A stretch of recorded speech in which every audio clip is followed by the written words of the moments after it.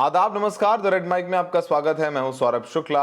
बहुत चर्चा प्रधानमंत्री मोदी के भाषण की हुई जो उन्होंने सोमवार रात दिया। 8 बजे राष्ट्र के नाम संबोधन था। देखिए, जाहिर सी बात है, जो मिलिट्री ऑपरेशंस के बारे में बताना था वो आपने देखा, चाहे वो रविवार हो वो सोमवार हो। भारत के डीजीएमओज ने सारी बातें बताई कि किस तरीके से हम लोगों ने जो टारगेट्स अचीव करने थे अपनी एयर स्ट्राइक के ज़रिए वो अचीव किए, चाहे वो भावलपुर हो, चाहे वो मुरीद के हो, चाहे वो पाकिस्तान के कुछ मिलिट्री बेसेस हैं, उसमें ठीक ठाक गड्ढे हमारी मिसाइलों ने बना दिए हैं। वो सारी तस्वीरें, सैटेलाइट इमेजेस दिखाई गई।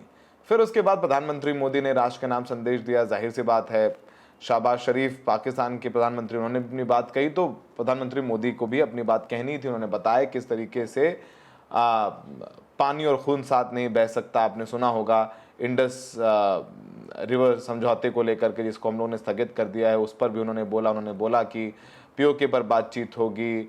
बहुत सारी बातें हुई, लेकिन फिर करनी थी मैसेजिंग, क्योंकि पाकिस्तान के न्यूज़ चैनल्स पर या पाकिस्तान की आर्मी ने यह दावा किया कि हमारा एयर डिफेंस सिस्टम S-400 उन्होंने ड्रोन अटैक में तबाह कर दिया है। अब वो एक मैसेज था जो पाकिस्तान के साथ साथ भारत में और विश्व को भी देना था।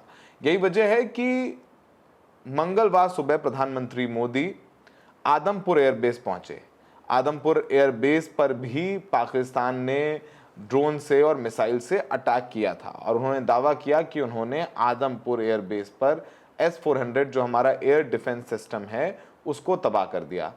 प्रधानमंत्री मोदी पहुंचे और जो प्रधानमंत्री मोदी की स्पीच हुई वहां से, उसके बैकग्राउंड में आपको S-400 नजर आ रहा होगा। S-400 की एक तस्वीर भी हम आपको स्क्रीन पर दिखा रहे हैं। हम आपको बताते हैं कि S-400 भारत का वो एयर डिफेंस सिस्टम है जिसका एक बहुत बड़ा रोल रहा पाकिस्तान की मिसाइल्स और ड्रोन्स जो आ रहे थे सीमा पार से, उनको हवा में ही मार गिराने में।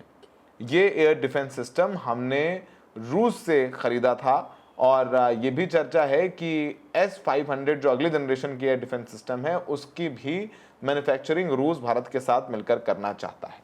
प्रधानमंत्री मोदी पहुंचे, जवानों के साथ नजर आए, उनका हौसला बढ़ाना भी जरूरी था, क्योंकि पहली बात तो सफल स्ट्राइक पाकिस्तान में की हमारे जवानों ने, दूसरी तरफ हमारे जवान भी कुछ शहीद हुए हैं, चाहे वो BSF के जवान हो, आर्मी के जवान हो, एयरफोर्स का भी जवान शहीद हुआ है। ऐसे में प्रधानमंत्री मोदी का जाना सेना के बीच बहुत ज़रूरी था। उसके बाद प्रधानमंत्री मोदी ने एक वहाँ से संबोधन भी किया जिसमें उन्होंने मुलाकात की और टारमैक से, रनवे के पास से, जहाँ से ये फाइटर प्लेन उड़ते हैं, उसी रनवे के पास से उन्होंने ये स्पीच दी है। जाहिर सी बात है, संदेश देने की कोशिश है कि हमारे रनवेज भी इंटैक्ट हैं, रनवेज ठीक हैं, हमारी फ्लाइंग चल रही है, हम पूरी तरीके से तैयार हैं, हमारा एयर डिफेंस सिस्टम इंटैक्ट है। और उन्होंने कहा कि भारत में निर्दोष लोगों का खून बहाने का अंजाम एक ही होगा, विनाश और महाविनाश। जिस पाकिस्तानी सेना के भरोसे आतंकी बैठे थे, भारत की सेना, एयरफोर्स और नेवी ने उस पाकिस्तानी सेना को भी धूल चटा दी। प्रधानमंत्री मोदी ने आगे कहा कि पाकिस्तान में ऐसा कोई ठिकाना नहीं है जहां बैठकर आतंकवादी चैन की सांस लें। हम घर में घुसकर मारेंगे और बचने का एक मौका तक नहीं देंगे। हमारे ड्रोन्स, मिसाइलों के बारे में सोचकर पाकिस्तान को कई दिन तक नींद नहीं आएगी। प्रधानमंत्री मोदी बेस पर गए, उन्होंने तमाम बातें की, किस तरीके से, क्योंकि तमाम जो फ्लाइट्स हैं जो उनको भी रद्द किया गया था, ब्लैकआउट्स हुए थे, तो शायद उस एयरबेस में जाकर के, पंजाब में सीमावर्ती इलाका है, वहाँ जाकर के संदेश देने की ज़रूरत है कि नहीं, हम तैयार हैं और हम किसी भी ड्रोन मिसाइल हमले से निपटने में तैयार हैं। उन्होंने भगवान बुद्ध की और गुरु गोविंद दोनों की चर्चा की और आपको उन्होंने गुरु गोविंद जी का वो जो बात है कि 1.25 से 1 लड़ाऊं, चिड़ियन ते मैं बाज लड़ाऊं, तब गुरु गोविंद सिंह नाम कहाऊं, ये बात भी उन्होंने कही। आइए सुनते हैं प्रधानमंत्री मोदी ने क्या कहा और किस तरीके से उन्होंने जवानों का हौसला बढ़ाया। आपने उन्हें सामने से हमला करके मारा। आपने आतंक के तमाम बड़े अड्डों को मिट्टी में मिला दिया। 9 आतंकी ठिकाने बर्बाद हुए। 100 से ज्यादा आतंकियों की मौत हुई। आतंक के आकाओं को अब समझ आ गया है, भारत की ओर नजर उठाने का एक ही अंजाम होगा, तबाही। भारत में निर्दोष लोगों का खून बहाने का एक ही अंजाम होगा, विनाश और महाविनाश। जिस पाकिस्तानी सेना के भरोसे ये आतंकी बैठे थे, भारत की सेना, भारत की एयरफोर्स और भारत की नेवी ने उस पाकिस्तानी सेना को भी धूल चटा दी है। और हमारे ड्रोन्स, हमारी मिसाइलें, उनके बारे में तो सोचकर पाकिस्तान को कई दिन तक नींद नहीं आएगी।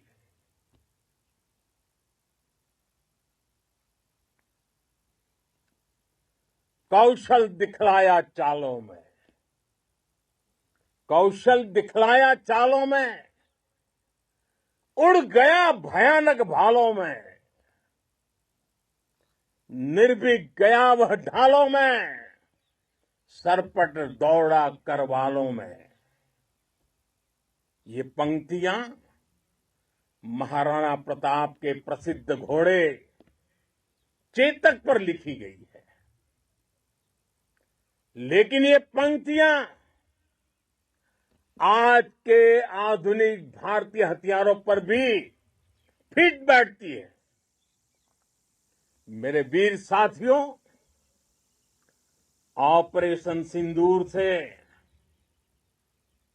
आपने देश का आत्मबल बढ़ाया है, देश को एकता के सूत्र में बांधा है, और आपने भारत की सीमाओं की रक्षा की है। भारत के स्वाभिमान को नई ऊंचाई दी है।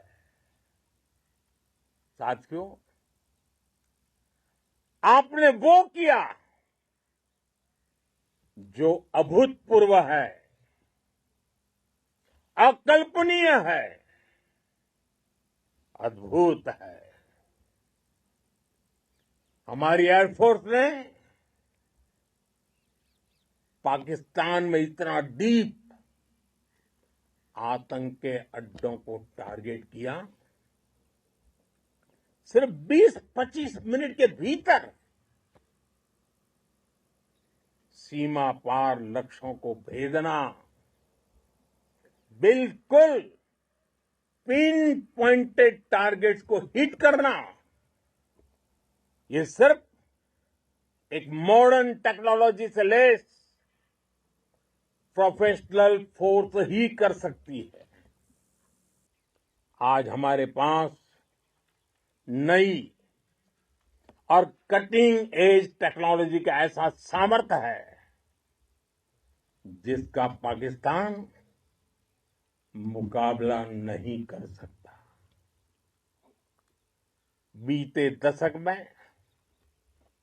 एयरफोर्स सहित हमारी सभी सेनाओं के पास दुनिया की श्रेष्ठ टेक्नोलॉजी पहुंची है। लेकिन हम सब जानते हैं, नई टेक्नोलॉजी के साथ चुनौतियां भी उतनी ही बड़ी होती हैं।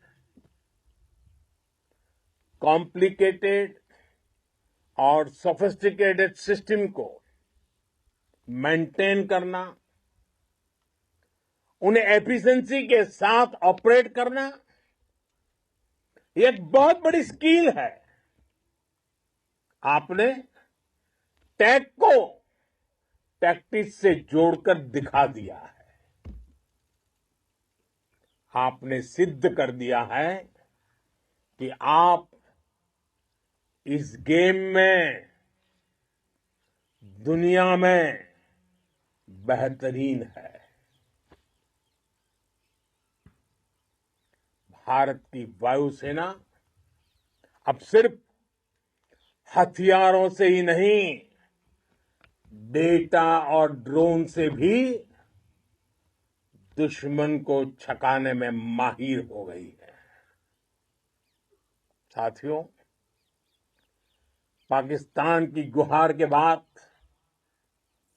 भारत ने सिर्फ अपनी सैन्य कार्रवाई को स्थगित किया है।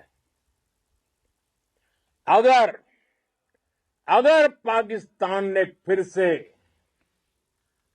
आतंकी गतिविधि या सैन्य दुस्साहस दिखाया तो हम उसका मुंह तोड़ जवाब देंगे। हमें दुश्मन को याद दिलाते रहना है, ये नया भारत है। ये भारत शांति चाहता है, लेकिन अगर मानवता पर हमला होता है तो ये भारत युद्ध के मोर्चे पर दुश्मन को मिट्टी में मिलाना भी अच्छी तरह जानता है। इसी संकल्प के साथ आइए एक बार फिर बोले, भारत माता की, भारत माता की, भारत माता की, वंदे वंदे वंदे वंदे वंदे वंदे वंदे वंदे वंदे। बहुत बहुत धन्यवाद।